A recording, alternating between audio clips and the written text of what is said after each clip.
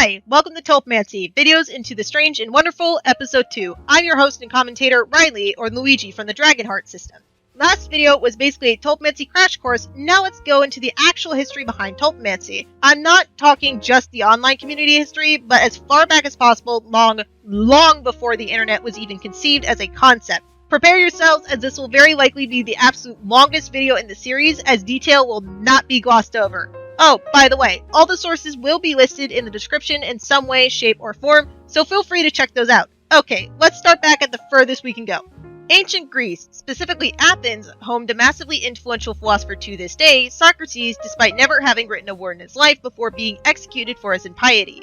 What was interesting about this specific philosopher wasn't just his teachings, but the fact that he had a voice that dissuaded, not guided, but dissuaded him since he was a child, and had a massive influence on his life. In fact, he brought up this very, air quotes, daemonian in the trial that ultimately ended his life. And I quote, "The reason for this is something you have heard me frequently mention in different places, namely the fact that I experienced something divine and demonic. It started in my childhood, the occurrence of a particular voice. Whenever it occurs, it always deters me from the course of action I was intending to engage in, but it never gives me positive advice. It is this that has opposed my practicing politics, and I think its doing so has been absolutely fine." End quote. This is partially why he was executed, since he believed his daemonian, or essentially a daemon, to be divine in some form. As far as it's known as of this video, this is the earliest known count of a form of plurality, as this daemon guided him, acted independently from him, and gave Socrates wisdom through its influence. Daemons can be seen as a form of plurality, though it depends on who you ask. For some it is, for some it's not. They're essentially a manifestation of one's subconscious, usually given in animal form, and tend to act as an assistant to their hosts. Other sources interpret Socrates' daemon as such. And I quote, "Socrates also acknowledged a rather strange personal phenomenon, a daemonian or internal voice that prohibited his certain doing things, some trivial and some important, often unrelated to matters of right and wrong, thus not to be confused with the popular notions of a superego or a conscience. The implication that he was guided by something he regarded as divine or semi-divine was all the more reason for other Athenians to be suspicious of Socrates." Nails and Monoson, paragraph 3, end quote. Will we ever know if Socrates' daemon was a true form of plurality? Nope. But as with the Socratic problem, it's left up to interpretation and conflicting sources. What matters is that this is the oldest known case of anything legitimately resembling plurality in some way, and that leads us to something much more at home to what we know. Many in and outside the Tulpamancy community believe Magic and the Mystery of Tibet by Alexander David-Neel to be the earliest record or account of anything tulpa-like akin to the modern tulpa we have today. Though she may have come up with the term tulpa, the actual concept's more like thought forms and elementals discussed in English theosophy before David-Neel traveled to Tibet and had her book published. As stated in a paper about the history of the term, and I quote, "Decades before Evan Wentz, an influential translator for Tibetan language, and David-Neel traveled to Asia, theosophists in London were discussing thought forms, or entities created inadvertently from thoughts." Michels and Laycock, page 7, paragraph 1, end quote. While in contrast, further writings about David-Neel's accounts, like Walter Evan Wentz's version of the Tibetan Book of Great Liberation, states that tulpas are a magically produced illusion or creation. And given how modern tulpas can be created by anyone, intentionally or not by their thoughts, I'd wager that entities inadvertently created from thoughts sounds more like tulpas than illusions created through magical means. In fact, the very paper just referenced even arrives at the same point, and I quote, "These Western ideas of inadvertently created, frightening, and dangerous thought forms are the true provenance of the tulpa as described as David-Neel and prompted in contemporary paranormal lore," quoted page 8, paragraph 1. Despite thought forms being more like modern tulpas in David-Neel's writings, we can't gloss over one of the most influential people and books in the community's history. Alexandra David-Neel, a French woman who traveled to Tibet and lived there for 14 years. To add on to how strange she was, she literally wore a rosary made up of exactly 108 bits of human skull parts. All parts from different human skulls, as you can see in this picture of her taken from her own book. As you can likely guess, she was into the occult, and on her travels in Tibet, she learned about tulkus and from them thought of the term tulpa, though they are not the same as explained in, you guessed it, the paper all about the origins of tulpa, and I quote, "The earliest mention of tulpas appeared in Magic and the Mystery of Tibet in 1929 by Alexander David-Neel, 1868 to 1969, who defined tulpas as phantoms. She explained that tulpas were related to tulkus, which she said were quote-unquote forms created by magic."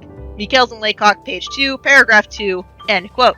Another key difference between tulpas and tulkus is that tulkus are reincarnations of Buddhist predecessors, as she describes in her tale.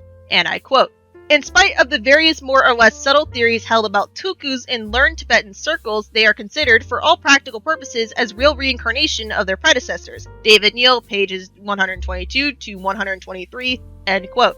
When she learned about tulkus and conceptualized tulpas, she created her own tulpa in the form of a jolly monk, who followed her on her travels for a while until eventually turning on her, thus forcing David-Neel to dissipate it as described in Tracking the Tulpa, and I quote, "She claimed to have created a tulpa using prescribed concentration of thought and other rites, while in Tibet, David-Neel gave her tulpa the form of a jolly Western monk so it would not be confused with Tibetan deities. A Tibetan herdsman reportedly could see the monk, proving it had an independent existence, but David-Neel was forced to destroy her creation when it became too willful." Michaels and Laycock, pages 2 to 3, paragraph 2.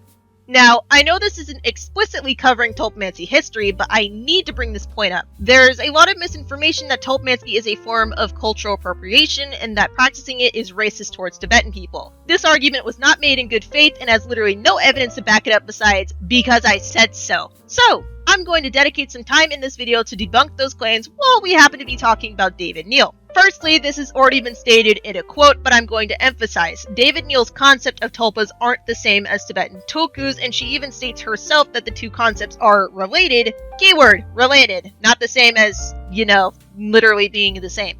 As she states in her book, and I quote, "These may be considered as veritable tulkus, and, in fact, the demarcation between tulpas and tulkus is far from being clearly drawn. The existence of both is grounded on the same theories." David-Neel, pages 313 to 314, end quote. Not just that, but like I previously mentioned, modern tulpas are more related in actual concept to English theosophical thought forms than tulkus. Beings inadvertently created from thoughts sounds much more like the tulpas we have today than reincarnations of people in Buddhism. Even the paper I've referenced several times concludes that what happened was cultural exchange rather than appropriation, and I quote, "Thus the tulpa may truly be a creature built from collective imagination, not only of multiple individuals, but multiple cultures exchanging ideas and terms," quoted pages 8 to 9, paragraph 2, end quote. That whole paper has a load of sources you can check out, by the way. In fact, I encourage you to check it out. Not to mention that this is talking about old school paranormal tulpas, not modern tulpas. Here's the thing. Anybody can make a tulpa whether they know a thing about Buddhism or not. From a community census done in 2018, it was found that upwards of 30% of tulpas were unintentionally created. In that same census, the most common religion was actually atheism. The only real link modern Tulpamancy has to Tibetan Buddhism is the term, and even then, the term wasn't originally a Buddhist term, but based off of one. And if you're not convinced, here's an AMA by an actual Tibetan Buddhist who clearly expresses they don't find modern Tulpamancy to be harmful to Tibetan Buddhist culture because they are so far removed from each other. The thing about cultural appropriation is that it has to be one culture stealing from the other, and the result of that theft actually harming the culture being taken from. For example, an actual case of cultural appropriation are costume companies selling Native American headdresses, which said garb has spiritual significance in Native American culture and making money off of it, whilst the actual culture doesn't receive a penny and has to watch outsiders parade around in culturally significant knockoffs. I could go into much greater detail than I've done here, but the video isn't about that. If you want further reading, I will provide it in the description and will happily answer any questions you have in the comments about it. Let's get back into what we're really here for, the surprisingly deep history about a contrastingly obscure community in practice. Magic and the mystery of Tibet would spread to the West and influence people to write their own paranormal spins on the concept of tulpa. One of the earliest works about paranormal tulpas past David-Neel is John Keel's book, The Mothman Prophecies.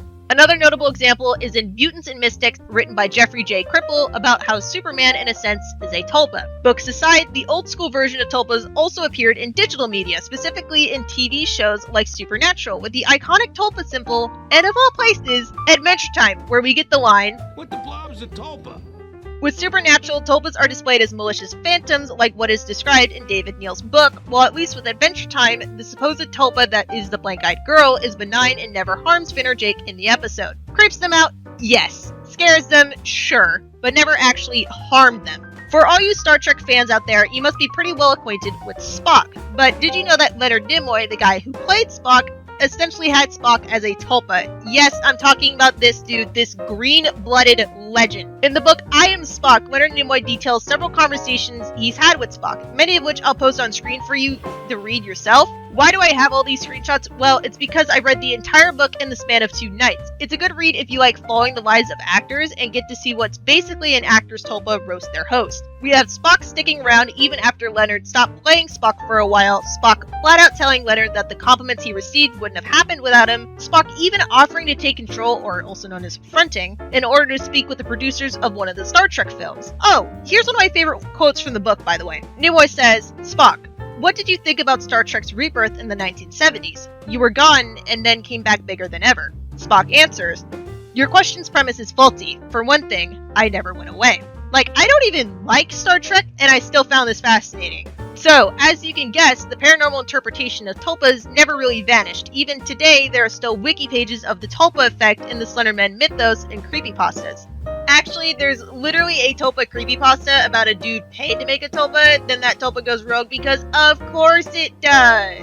Even in the depths of 4chan on the X or paranormal board, tulpas were talked about in around 2012 and prior. Though a record of that hardly exists because 4chan purges its older boards apparently, so outside of anecdotal accounts from people who were there isn't really much to go on. Speaking of the X board, the actual online Tulpamancy community originated on that board where people with no concern about the truth behind the myth decided to create tulpas of their own and found out that, hey, these aren't actually poltergeists and they can't actually do paranormal things. As a result, discussion of tulpas was kicked off of X because they aren't actually paranormal and somehow it landed on the MLP board. Yes, this is Tulpamancy history, and yes, MLP is a part of it. 2 users by the names of Irish and Factman created their own tulpa creation guides and shared them on 4chan, and thanks to our wonderful friend, the Wayback Machine, we can get the earliest forms of Factman's guide that was posted on a forum thread, and the original image of Irish's guide is still easily accessible to this day. These 2 guides pioneered the early Tulpamancy community by teaching others how to create their own tulpas, and Irish's guide is where the term Wonderland originated, as his tulpa was named Alice.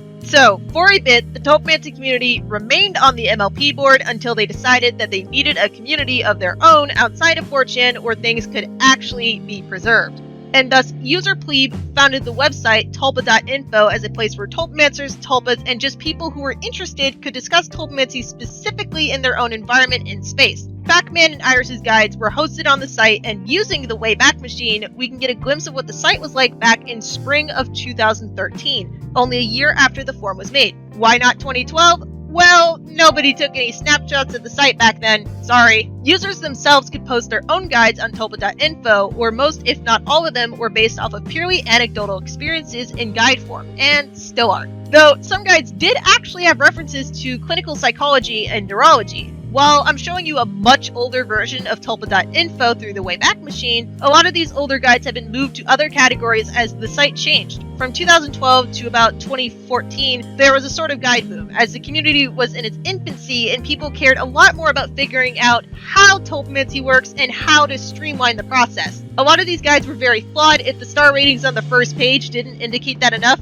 wow, 3 stars. That's a tough crowd. This guide boom on tulpa.info alone had exactly 139 guides submitted, but it's perfectly possible that I missed some through the cracks that might have been deleted years ago. After that initial boom, the amount of guides submitted on the site only passed 20 once, and that was in 2017 at a whopping 21 guides submitted in that entire year. 2/3 of them were also denied approval too. But continuing on with early online history, the best real record we have of these events, of the X board, tulpa.info and whatnot exists in this image. Yes, this diagram of a timeline of events up to April of 2012. But if you look at the very top of it, it's not entirely accurate to the pre-internet history as I've discussed in length in this very video. Wow, this is way longer than I thought. Past that, other communities like r/tulpas and many Tumblr blogs dedicated to a person creating a tulpa and tracking that tulpa's progress were founded soon after. r/tulpas is the most active social media site for Tulpamancy, with r/tulpas currently at 41,900 members at the time of writing. It's probably going to surpass 50k soon, which is nuts. Let's not forget Tumblr and its mini tulpa craze though, as that hell site held one of the most infamous cases of Tulpamancy, quote-unquote, gone wrong, air quotes, in community history. It'd feel wrong not to go over it. The original blog's gone now, but the Wayback Machine saves us yet again. There was a blog called Pony Stasha run by someone called Coomer who created a tulpa named Oguiji. Yes, it's pronounced like that, which I didn't know for the longest time. I'm sparing you the grief. Anyway, Kumar created Oguiji and wanted to learn possession and switching with her as fast as possible as an escape mechanism and basically wanting to abandon his life. Note, for the sake of my sanity and not making this video any longer than it already is, I will include a link to a definitions page in my written guide if you don't already know what switching and possession means in this context. Or just put the definitions on screen like a sane person. Okay? Thanks. Cutting a long story short, Kumar kind of achieves this and his mental state and health deteriorates where he eventually backs out and eventually dissipates. She basically ceased to exist. Oguiji. If you take the time to read the post yourself, it legitimately feels like a creepypasta. It can actually be really unsettling to read. People like to tout this as a case of Tulpamancy gone wrong, Tulpamancy can make you schizophrenic, even though that's not even how schizophrenia works in the slightest, but they're missing very important bits of context. It's briefly mentioned in a few of Kumar's posts, but Kumar and Oguiji abused certain hallucinatory drugs, even some of those substances, which were illegal, could cause schizophrenia-like symptoms, like the quote-unquote shadow people Kumar talked about in his posts, or the random voices he and Oguiji heard. Even back in 2014, when Kumar stopped Tulpamancy, people were talking about his drug addiction and him using Tulpamancy as a scapegoat for it. Oguiji's account says they were from Florida, or at least lived there, which explains some things, if you know what I mean. Believe it or not, in 2019, Kumar out of nowhere appeared on r/Tulpas with an AMA, answering a lot of people's questions, and ever since, the man's been gone and likely will never return. And probably for the better, since he seems to be doing a lot better not being poor. Besides Kumar, a Tumblr blog that did not end poorly was Chupi's blog, titled as Chupi/Goopy's Tulpa log, which said blog lasted many more years than Pony Stasha, even having a post as recent as April 1st of 2022. Chupi was one of the oldest members of the community, being there since the MLP days and when tulpa.info first went online. Chupi's oldest post is as far back as April 21st, 2012, which was before tulpa.info went public. One of the first times the outside world took a look at Tulpamancy was a Vice article from 2014 interviewing tulpas and their hosts and asking those Tulpamancy systems if they've had sex with each other and focused on the high proportion of bronies in the community that the community had at the time. Ignoring that mess, the article also reflects the older beliefs the community had, like how tulpas were believed to have better control of the host's subconscious, even though in clinical psychology, the subconscious doesn't exist outside of pure semantics, or being able to have impeccable memory. Kumar is even brought up in the same article, and him saying that his attempt to perma-switch with his tulpa, quote-unquote, nearly made him a schizo, which, again, is not how schizophrenia works, lacks the drug abuse context, and paints switching in a bad light in the article. But that's just how the outside viewed Tulpamancy as DIY schizophrenia/DID, and to an extent still does, just not as bad. Quoted in that same article is the first psychologist who studied Tulpamancy, Dr. Samuel Vessier, with the paper Varieties of Tulpa Experiences, the Hypnotic Nature of Human Sociality, Personhood, and Interphenomenality. But he states in the paper that he doesn't want the paper to be quoted without his permission, so I'm going to respect those wishes. I can tell you that the paper is fascinating and that Dr. Vessier does care about the personhood and identity of tulpas, even expressing his relief that the university that backed the paper cared enough to keep the identities of both the hosts and the tulpas used in the paper anonymous. Again, this paper will be linked in the description with sources, and I recommend giving it a read, even if the research or language barrier is particularly prevalent in the first section. Back to our regularly scheduled communities though, are sites like tulpa.io that was like a resource site for Tulpamancy that's still up today, but in a very bare-bones state. If you look at this announcement, the site had to be hosted elsewhere, and as a result, a lot of the site was lost, including a forum. Gonna keep thinking the Wayback Machine, as we can still look at the forum and see that it was a lot less popular than tulpa.info. One other site of note is Amino Apps, mostly known for its mobile app just called Amino. Amino has two primary Tulpamancy communities, known as Tulpas and Hosts, and then you have just Tulpa.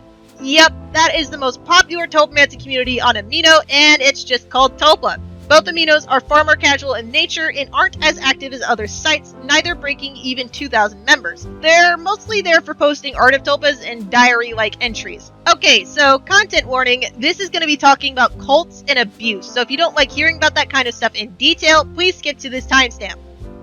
Are you gone? Yeah? Alright, let's continue. For a few years in the Tulpamancy community, there was one pair that were the closest to figureheads that the community ever had. These two were Jade and her tulpa, Ori, formerly known as Fortiplot. Together, they produced numerous Tulpamancy videos, resources, and Jade even did her own study of Tulpamancy under her dead name, though that study was fundamentally flawed. They appeared in larger YouTube channels like a Tech Insider video to teach others about Tulpamancy through interviews, despite others giving them a lot of flack for it in the comments. Together, they made massive strides in educating others in and outside of the community and legitimately seemed like very nice people. But I wouldn't give a content warning if that wasn't going to go downhill in a matter of seconds. On March 7th, 2018, r/Tulpas had a post up called Regarding a Recent Removal that stated that allegations of Jade manipulating others through malicious hypnosis files both online and in person to even displaying mannerisms of a cult leader to be true, and as a result she was entirely exiled from the community and all her content that could be purged was in fact removed. She used legitimate grooming tactics to lull people in closer to further indoctrinate them into being submissive through hypnosis, where she then physically and sexually harassed those victims. Ori was apparently dissipated, which basically means essentially ceasing to exist, much to the dismay of many. The community was rocked by this revelation that the closest thing to a community leader turned out to be a manipulative, grooming cult leader instead. From that day forward, the community has never seen a new leader, so to speak. Jade is one of the primary reasons the community is so fragmented and decentralized, and perhaps that's for the best, all things considered. In fact, it's a big reason hypnosis is considered taboo in the community because people saw firsthand how it can be used to harm people.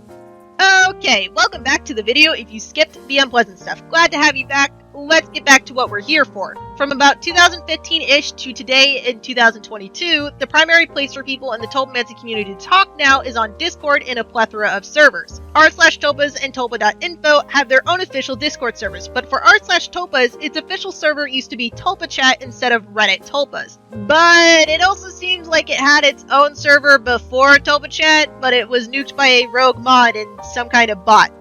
Wow. Tulpa Chat, being the most populated Tulpamancy server, and probably still is, was thriving at the time, but in February of 2022, Reddit Tulpas was created due to a lack of faith in the moderation efforts of the people in charge of Tulpa Chat. Due to this lack of stricter moderation, major issues sprung up that Tulpa Chat's moderation team failed to notice and act on, thus causing what this post here about the debacle defines as a major injury. The moderators of r/Tulpas created their own server in response, and due to a disagreement in server moderation ideals between r/Tulpas moderators and the owners/staff of Tulpa Chat, Reddit Tulpas is now the official r/Tulpas Discord server. I could drone on for what would feel like days over petty Discord drama, but I thought the split between Tulpa Chat and r/Tulpas was worthy enough to note, because seriously, there's a lot, and it's really petty. Why do I know this? Because we, as in the Dragonheart system, lived through it!